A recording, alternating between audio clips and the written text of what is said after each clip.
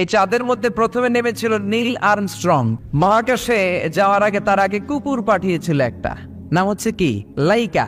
লাইকা নামে একটা কুকুর পাঠিয়েছে, যে মরলে আগে কুত্তায় মরুক, আমরা বেঁচে থাকি, ঠিক কিনা?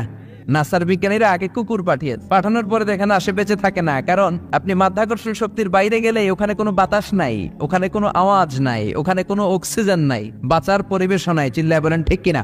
তারপর গেল ভ্যালেন্তিনা তেরেস্কোভা, প্রথম নভোচারী।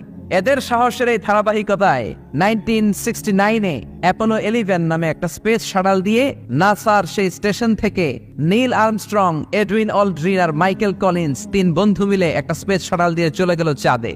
চাঁদে তারা নামলো, ইউনাইটেড স্টেটস অফ আমেরিকার পতাকা তারা সেখানে গেড়ে দিল।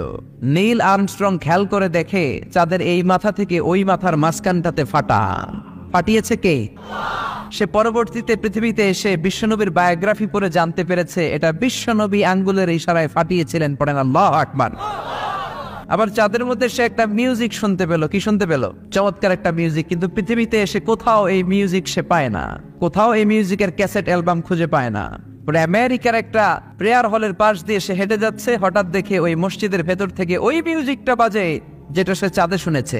মসজিদে ঢুকে দেখে একজন লোক কানের মধ্যে 2 হাত দিয়ে এই মিউজিকটা বাজায়। আসলে এটা কি মিউজিক না আজান?